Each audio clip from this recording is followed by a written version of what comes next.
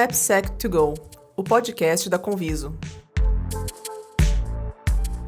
Fique agora com o AppSec Drops. Aqui, nossos especialistas comentam as principais notícias do mundo de AppSec. E aí, galera, seja bem-vindo a mais um episódio do AppSec Drops. E hoje a gente está aqui para falar sobre um tema muito pedido por vocês, que é sobre drones. Na verdade, a gente vai falar aí sobre a internet das coisas, aí dentro disso drones, e como pensar segurança em relação a esse grande tema. E para falar sobre isso, eu trouxe aqui o Luiz Henrique Custódio, que é analista de segurança da informação da Conviso. Muito obrigado aí, Luiz Henrique, por você aceitar o convite de participar aqui do nosso podcast. E antes da gente começar a nossa conversa, é importante lembrá-lo sobre a nossa hashtag AppSecDrops, que você pode utilizar no Twitter ali para tirar dúvidas, curiosidades e também querer aí perguntar algumas coisas para o Luiz, além das redes dele, que vai ser informado no final desse episódio. Então, qualquer coisa, é só utilizar a hashtag AppSecDrops, que no próximo episódio a gente vai estar trazendo aí a sua opinião. Vamos falar então sobre o nosso tema? Vamos introduzir aqui pensando sobre a disseminação ou proliferação de dispositivos de internet das coisas, né, o IoT, que a gente hoje percebe, por exemplo, na nossa casa. A gente tem lâmpada, tem a Alexa, tem aí muitas vezes uma geladeira, vários dispositivos que estão interconectados aí por uma rede e sempre estão trocando informações, né? Então é interessante pensar como esses dispositivos, essa tecnologia, ela vem crescendo e a segurança sobre elas também tem se tornado uma preocupação para o mercado. Porque não só como dispositivos domésticos, mas também a internet das coisas, elas também têm sido utilizadas aí na indústria, na agricultura, enfim, em diversos âmbitos da nossa vida. E os drones, como parte aí dessas tecnologias, também vem crescendo. É como eu comentei, drones têm sido utilizados em para fazer fotografias ou vídeos em casamento, têm sido utilizados na agricultura para irrigações e no ambiente militar com propósitos aí bélicos. E como a gente pode pensar essa tecnologia por meio da cibersegurança? É possível pensar a AppSec em relação a esses dispositivos? E é fazendo essa introdução aqui que eu chamo o Luiz Henrique para se apresentar, porque ele é mestre e doutorando, e na sua pesquisa de mestrado ele fala sobre isso, e é uma referência nacional, aí tem artigo científico publicado sobre o assunto. Então acho que vai agregar muito a opinião dele sobre esse tema, que é algo aí que não é tão discutido. Olá, pessoal. Então, como o Gabriel bem disse, sou o Luiz, sou analista de segurança aqui da Conviso. E, além disso, eu sou pesquisador pelo Manatim, que é um ecossistema de pesquisa e inovação em internet das coisas e engenharia da computação invisível. E eu, particularmente, sou mestre em ciência da computação e atualmente faço um doutorado pesquisando internet dos drones, pesquisando, então, especificamente quesitos de segurança num ambiente de internet dos drones, que é o que a gente vai estar discutindo um pouquinho aqui com vocês. Perfeito. E quando a gente fala aí de drones, a gente pensa no conceito de smart cities, né? Cidades inteligentes, que é o que eu comentei agora um pouco, que tem a ver com essa nova tecnologia que a gente tem aderido no nosso cotidiano. Eu imagino que você também, quando pensa sobre drones, também acaba indo nesse caminho assim, de pensar em cidades inteligentes, porque a gente fala de cidades inteligentes como, por exemplo, ônibus, né? A mobilidade urbana interconectada, a energia interconectada. Então, todas as faces aí, físicas, no caso do nosso cotidiano, eles acabam estando interconectados. E os drones também acabam sendo parte disso. Por exemplo, quando a gente pensa aí no comércio, né, nessas empresas que estão investindo em drones para entregar encomendas. E isso também, de certa forma, faz parte de Smart Cities, né? Isso. A gente, hoje em dia, né, a gente já está no futuro, né? A gente gosta de pensar em cidades inteligentes lá na frente, mas a gente já caminha para essa ideia de cidades inteligentes. Tem cidades aqui no Brasil que já são consideradas cidades inteligentes, né? E é basicamente a gente juntar o que antes a gente chamava só de internet das coisas, né? A gente considerava internet das coisas, por exemplo, só acender uma lâmpada pelo celular, ligar uma cafeteira. Porém, o conceito de internet das coisas é muito maior do que isso. O conceito de internet das coisas é tudo estar interconectado, de fato. Então, o meu dispositivo, ele conseguir identificar onde eu estou, se eu estou num carro, se eu estou num ônibus, se eu estou andando na rua, se eu estou chegando perto da minha casa, se eu não estou chegando. todas essas informações são coletadas, isso é passado por um servidor, por todo um processamento, utilizando inteligência artificial, e isso provê subsídios para que outros dispositivos inteligentes possam se tornar ainda mais inteligentes, possam prover um serviço melhor. E todo esse mar de informações e toda essa conectividade é o que torna uma cidade inteligente. Então, como muito bem você disse, a parte de mobilidade, a parte de identificação, então, de todo um cenário da infraestrutura, pode ser de trânsito, infraestrutura aérea, e nesse cenário entra novamente os drones. Então, em um conceito, em um ambiente de cidades inteligentes, onde a gente vai ter drones realizando diferentes tarefas, como delivery, monitoramento, vigilância, resgate, também a parte de entretenimento, que é o que a gente vê hoje em dia, né? Todos esses dispositivos têm que estar conectados e trabalhando em conjunto. Então, o drone, apesar de ele estar entregando, fazendo uma entrega de delivery, ele vai ter noção, entre aspas, é claro, de onde um ônibus está passando, se tem pessoas abaixo dele, se ele pode estar voando em um local ou em outro. A gente tem todo um sistema de monitoramento para garantir que um drone não vai estar vigiando alguém, por exemplo, também. E tudo isso engloba o que a gente considera que seria uma cidade inteligente, né? Caramba, realmente a gente está vivendo o futuro. E quando você fala em drone, né? Existem vários objetos voadores aí, né? Por exemplo, desde uma pequena, sei lá, uma pequena inseto, inseto de metal, né? Que, sei lá, um projeto de inseto. Isso seria um drone? O que é um conceito de drone aí? Vamos tentar pensar com caixinhas. Tá, drones são veículos aéreos não tripulados, né? Então, é um nome popular para veículos aéreos não tripulados. Pode ser pilotado remotamente ou autônomo. Aí, isso é indiferente, porque tem gente que gosta de categorizar, né? Tem que ser só pilotado remotamente, tem que ser autônomo. Isso não faz muita diferença. E drones, existem várias categorias. Basicamente, a gente pode colocar os drones multirotor, que são esses drones convencionais, que tem 4 motorzinhos, que é o que a gente vê por aí, convencionalmente a gente compra. Tem os drones de asa fixas, que são aqueles drones que parecem um avião, segue a mesma estrutura de asa fixa. Tem drones que são híbridos, que junta a estratégia de ter uma asa fixa e ter os rotores, que isso traz algumas vantagens para ele. E tem esses drones que você comentou que tentam imitar a vida animal. Então, são drones muito pequenos que tentam imitar, por exemplo, a forma que um inseto voa, que um pássaro voa. Então, não são de asas fixas e nem de motores. Eles balançam asas para voar mesmo. E que tem um objetivo específico para isso. Cada drone vai ter a sua vantagem em diferentes cenários. Por exemplo, um drone multirotor, ele tem mais facilidade de levantar pouso, né? E também de pousar. Porém, ele não tem tanta capacidade para percorrer longas distâncias. Diferentemente de um drone de asa fixa, que pela arquitetura da asa fixa, né, ele consegue voar uma distância muito maior porque ele consegue planar. Então, ele tem um consumo de energia maior. Entretanto, ele, por exemplo, precisa de uma pista de pouso, precisa de uma pista de decolagem. Então, sempre vale levar isso em consideração. E em relação a tamanhos, é como você disse, pode ter os em tamanho de inseto e tem drones que são do tamanho de aviões, por exemplo. Então, sim, isso pode variar bastante. Sim. É interessante pensar nesses drones menores, que sempre me lembra aquela série do Netflix, que tem aquele enxame de abelhas, mas na verdade são abelhas, são pequenos drones, e todas elas estavam conectadas a um sistema só, né? Então a gente pensa, por exemplo, em drones, e aí parece que são individuais, mas às vezes vários drones podem estar conectados aí a uma mesma rede. E aí eu já trago aí o gancho para falar da internet de drones, né? O que seria esse conceito? Isso. Inicialmente, então, a gente tinha lá o conceito do IoT, que é todas essas coisas, né? O drone não deixa de ser um IoT. Entretanto, com a evolução desses equipamentos e o uso,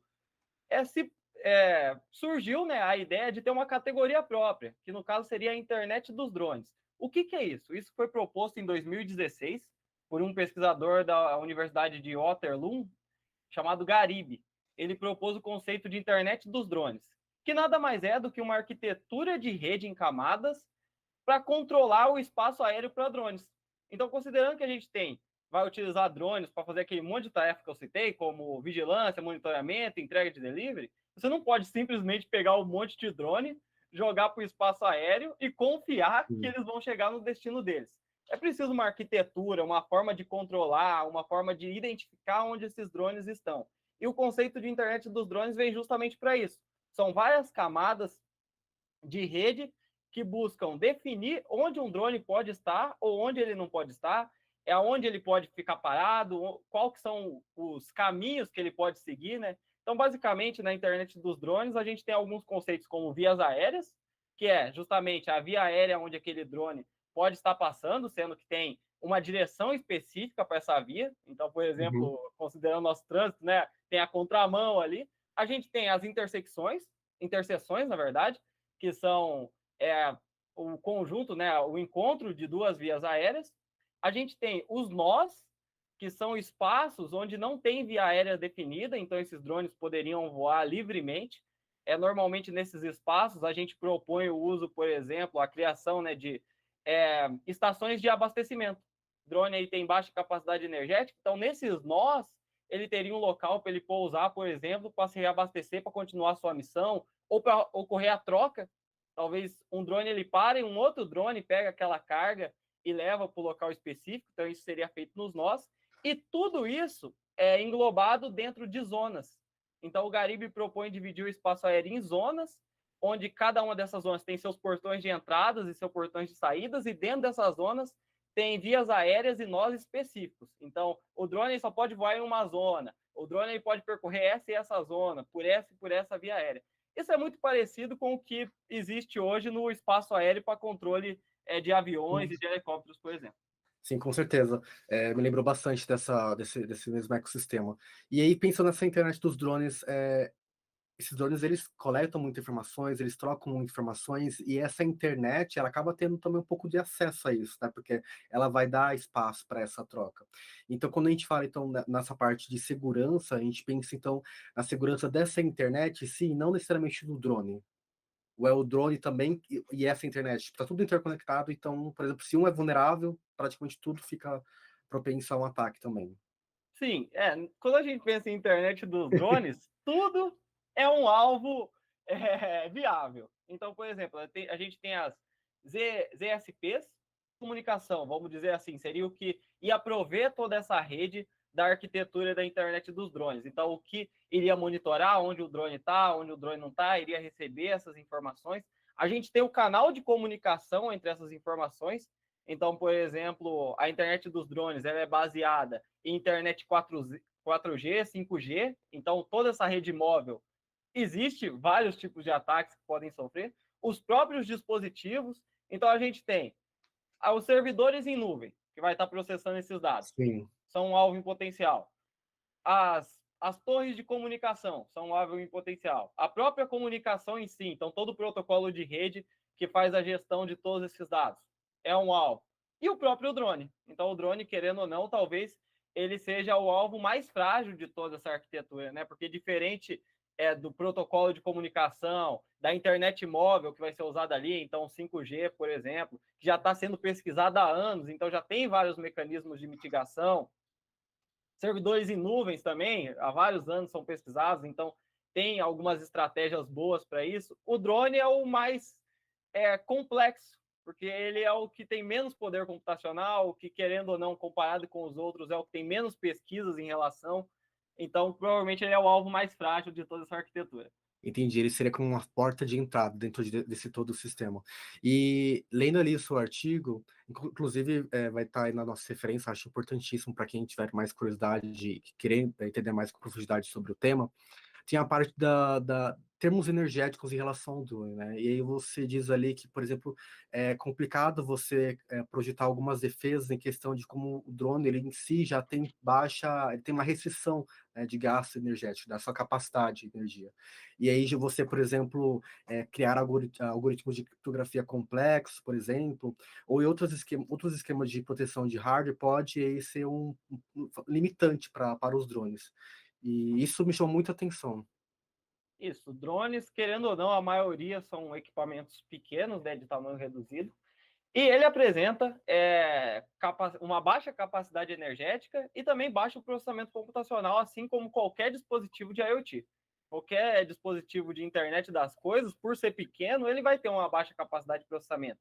E isso dificulta a implementação de sistemas de criptografia mais sofisticados. Então, você tem que ponderar ali, quando você está desenvolvendo esse tipo de dispositivo, a capacidade de processamento desse dispositivo e também a capacidade energética, porque, querendo ou não, os algoritmos criptográficos eles têm um alto consumo de energia, justamente para fazer cálculos de, por exemplo, curva elíptica, cálculos baseados em números primos, que precisa de muito processamento e muita capacidade energética, consequentemente. Então, a gente tem que ponderar isso porque, querendo ou não, o drone ele tem que percorrer uma distância longa. Se a gente gasta muita energia dele para fazer a criptografia dos dados que ele está enviando, ele não vai conseguir cumprir sua missão. Por outro lado, se a gente não tomar cuidado também como esses dados são transmitidos, pode acontecer o drone vai conseguir completar a missão dele, percorrer um longo caminho, mas pode ter pessoas, agentes maliciosos, capturando essas informações e roubando esses dados, o que também não é um bom caminho.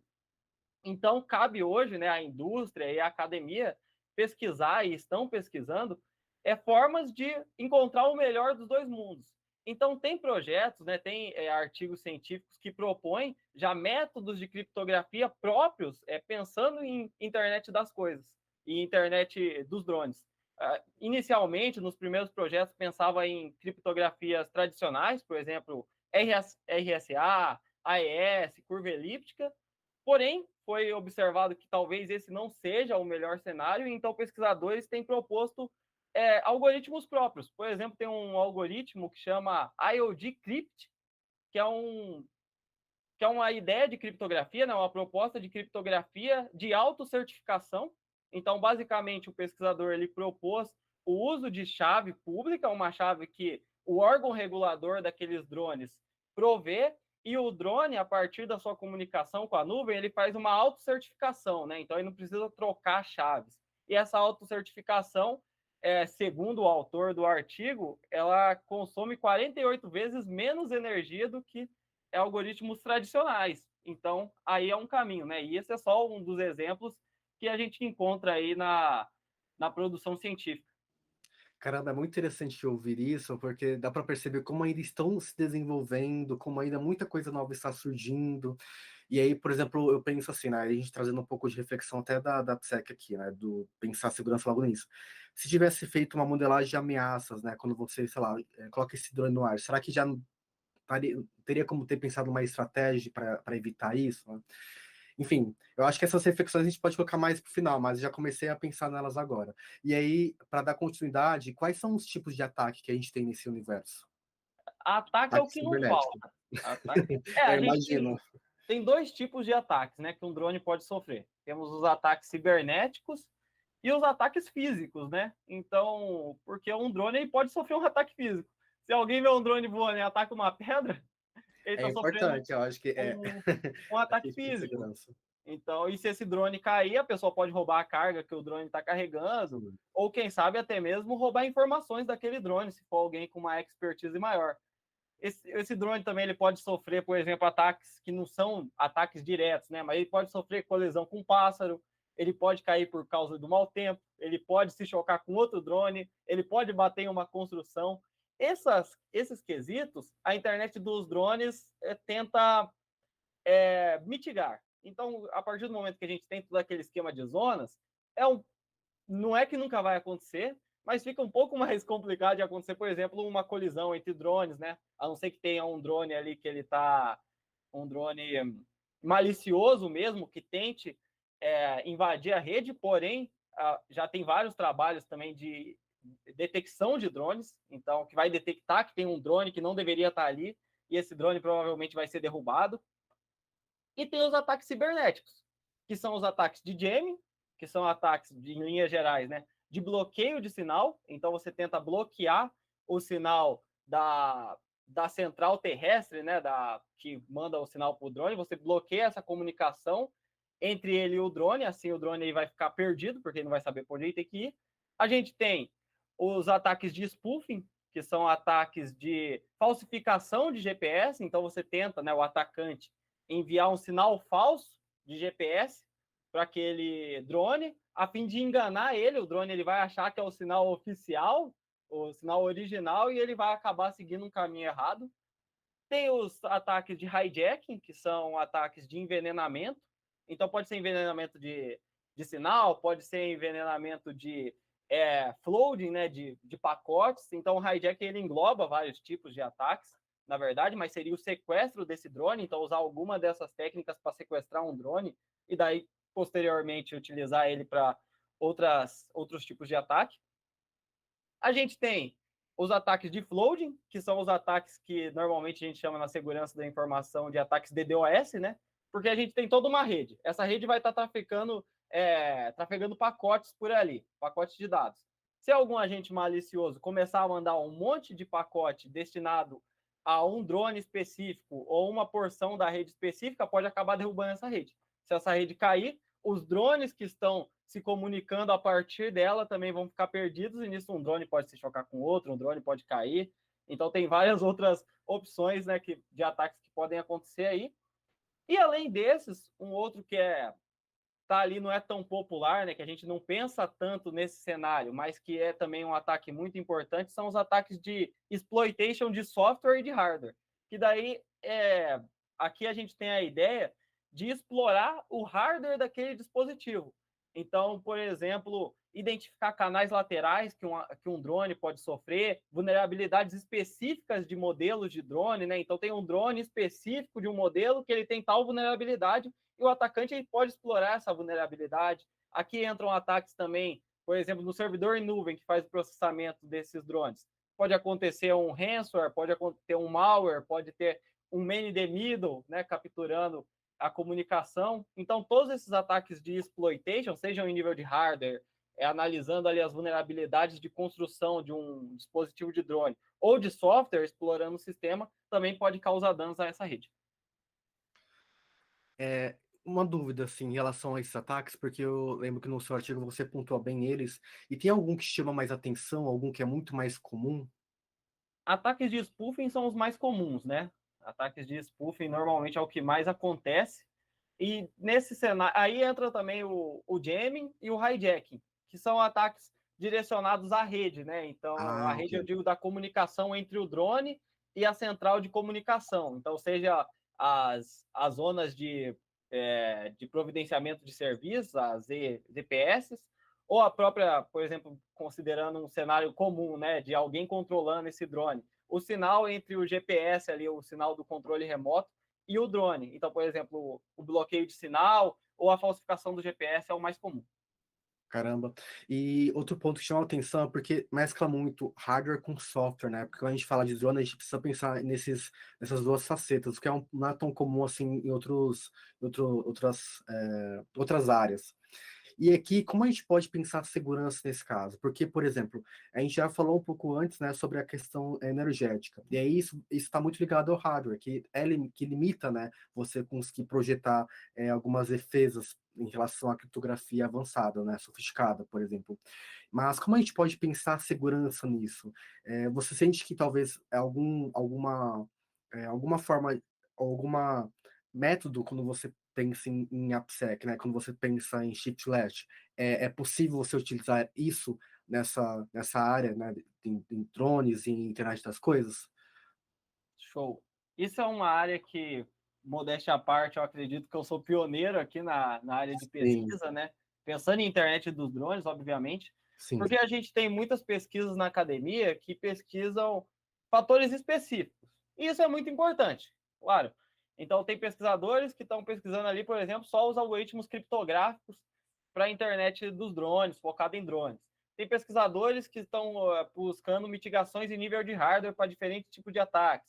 Tem pesquisadores, por exemplo, no meu próprio grupo de pesquisa, que pesquisam identificação de drones. Então, a partir do uso de inteligência artificial, ele consegue identificar exatamente qual é o modelo de um drone. Isso chega a ser até meio louco, né? Então, ele, pelo som do motor que aquele drone faz no meio ambiente, ele consegue falar que modelo de drone é aquilo ali. E isso é muito útil.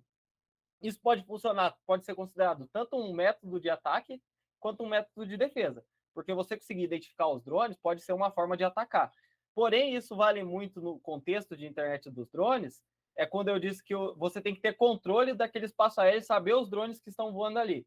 com uma técnica dessa, por exemplo, você consegue identificar que um drone malicioso não pertence àquela rede e então causar um ataque de jamming nele para derrubar aquele drone específico, que não pertence à rede. Então você está minimizando os danos que um drone potencial poderia estar ali. Então, na academia e na indústria também, a gente tem focos específicos em diferentes partes.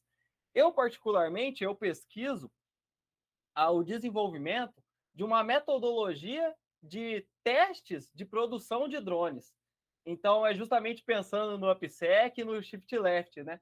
Eu pego desde a produção, então, a indústria que produz aquele drone, qual é a metodologia que ela deve seguir para garantir que lá no final do processo, quando ele for vender esse drone, ele está apto para atuar em um espaço de internet dos drones, em um contexto de cidade inteligente. Então, essa metodologia ela busca identificar, desde o princípio, qual que é o objetivo, o tipo de missão que aquele drone pretende realizar. Então, por exemplo, esse drone aqui ele é produzido para a missão de delivery. Esse drone aqui ele é produzido para a missão de resgate. A partir disso, a gente desenvolveu uma análise e uma série de requisitos que um drone tem que ter para diferente tipo de missão. Então, esse drone ele vai executar missão de monitoramento, então existem esses requisitos que têm que ser implementados em nível de hardware ou software para garantir que ele tenha um nível de segurança suficiente para realizar aquela missão. Interessante. E aí você falou da parte hardware, né, que é a parte da indústria. Mas aí o software, né? A indústria também é responsável pela construção disso, ou na verdade ela geralmente vende aí para empresas, a empresa coloca o software dela nesses equipamentos? Como que funciona? Normalmente ele vem de fábrica, né, já pré-configurado, com um sistema operacional próprio, né? Então, as mitigações viriam de fábrica. Claro que existe todo um movimento que é possível fazer para modificar esse sistema, né, personalizar o sistema, mas normalmente, pelo menos os drones comerciais que a gente tem hoje em dia, ele já vem pronto para voar, né? Entendi. Quais são os sistemas operacionais? Uma curiosidade, geralmente vem com qual? Com Linux? A base, né, o sistema operacional base, assim, seria baseado em Linux, né? Ah, então, legal. a gente tem ali drones, por exemplo, que usam processamento de arquitetura ARM, e a gente tem um Linux rodando por baixo ali, mas pode variar, pode ser sistemas proprietários, assim, que não é necessariamente um Linux. Sim. É que eu fiquei com essa questão porque eu pensei, não sei se também faz sentido o que eu estou pensando, mas uma empresa que compra, sei lá, ela comprou 100 drones para poder fazer entregas, né? Vamos imaginar que daqui a alguns anos seja possível. E aí elas têm uma própria aplicação delas. Assim como elas têm uma aplicação no smartphone, elas têm uma aplicação para drones para poder fazer a conexão ali, enfim. E aí, por exemplo, pensar nessas aplicações para o drone também é alguma coisa, é algo que está dentro desse ramo, assim, no sentido de segurança, ou é ainda algo que não é tão comum porque eles utilizam já o software do drone ali, enfim, de fábrica, então eles não fazem tanto essa preocupação de algo específico para o drone. Você já foi longe agora.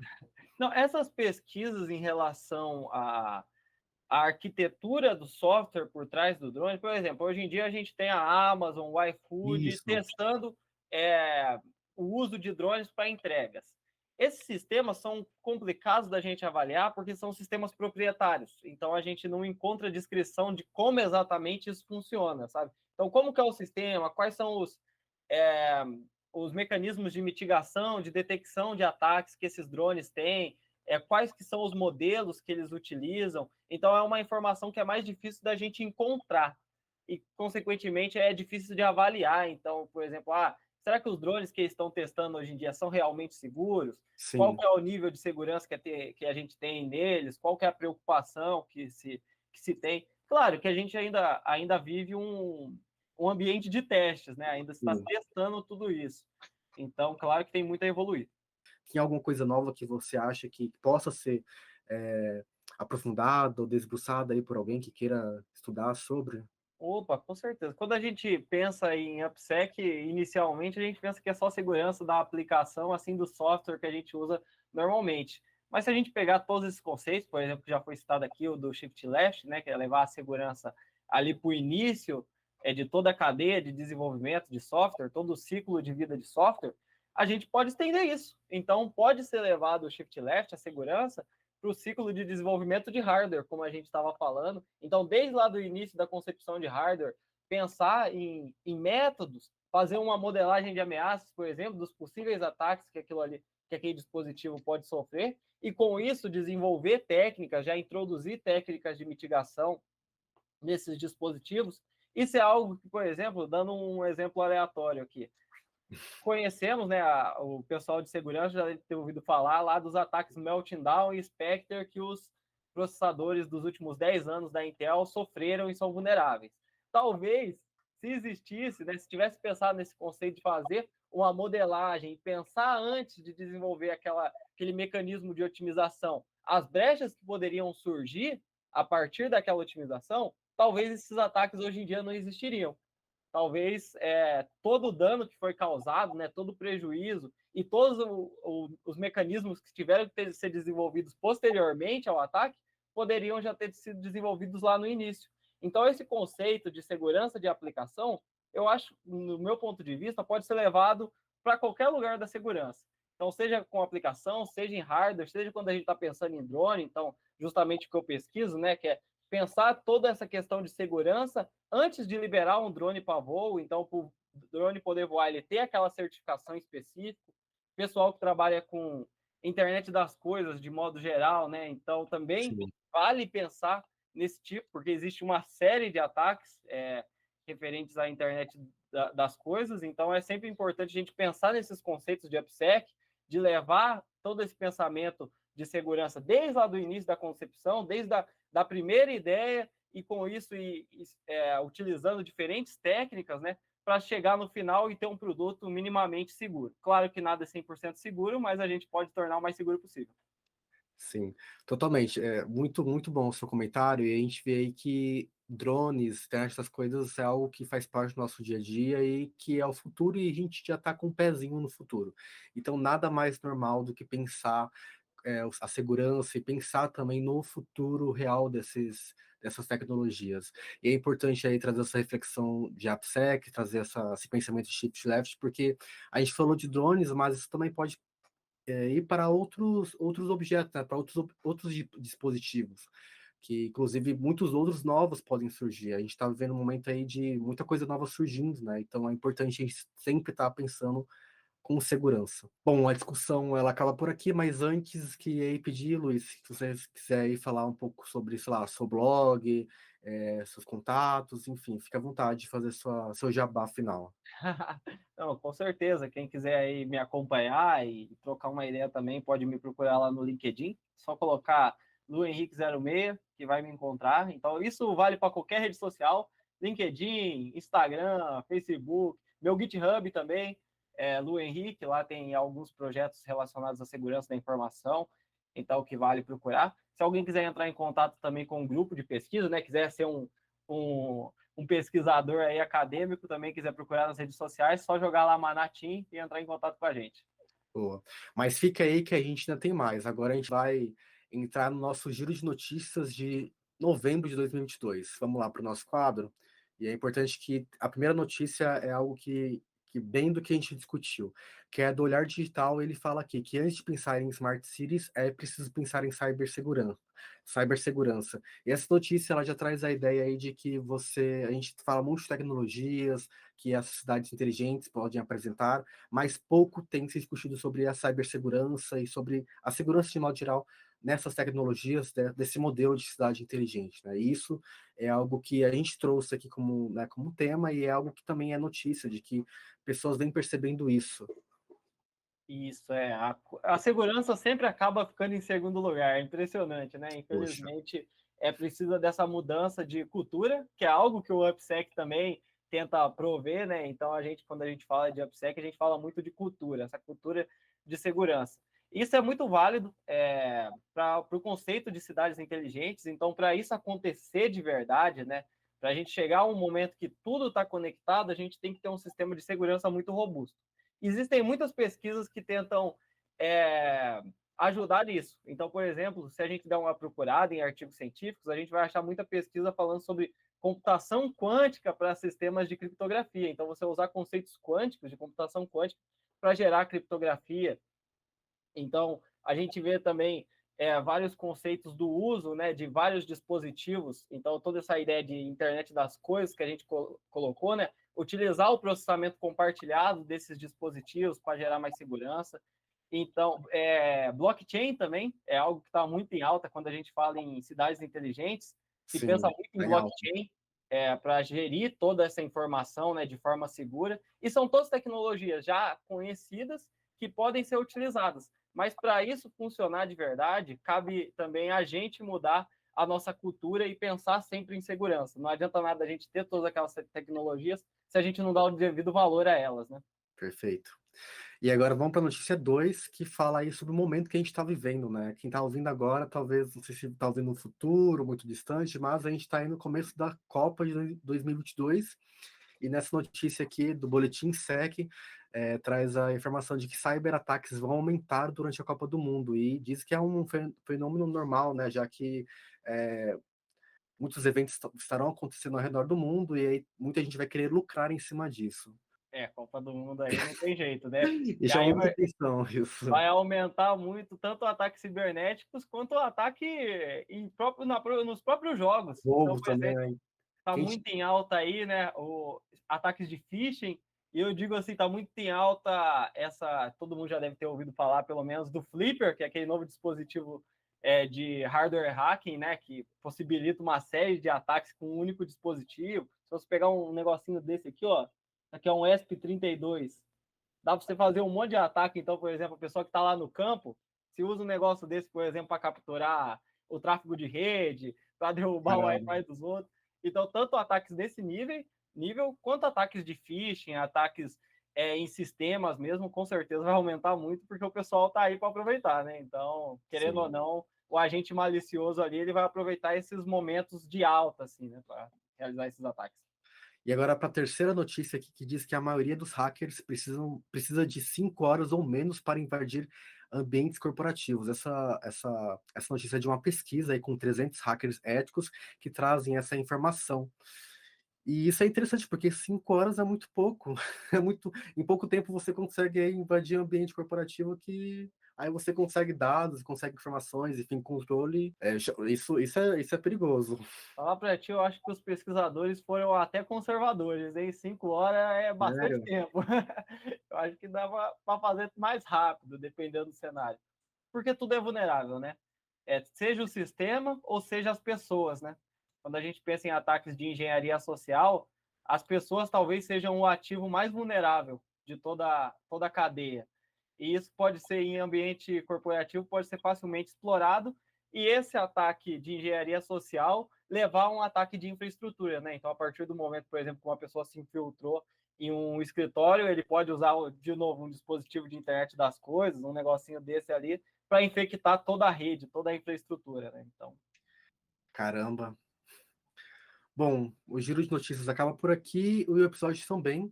Lembrando que qualquer dúvida que você tiver, é só jogar a hashtag AppSecDrops. Agradeço novamente ao Luiz por participar e dar essa aula sobre drones e segurança. E se você quiser continuar recebendo informações sobre AppSec, enfim, sobre esse universo, acesse nosso blog da Conviso, e também fique atento às notificações do nosso podcast. Obrigado por ter ouvido até aqui.